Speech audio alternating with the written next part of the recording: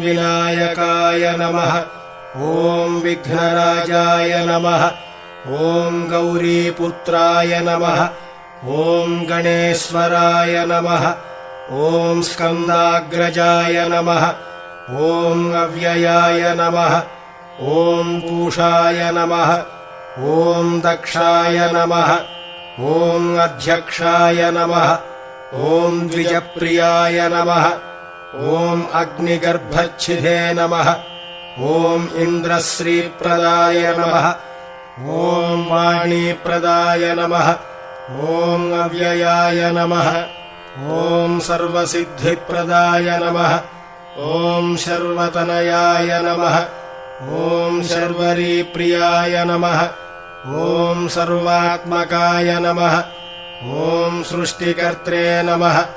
ॐ देवानेकार्चिताय नमः।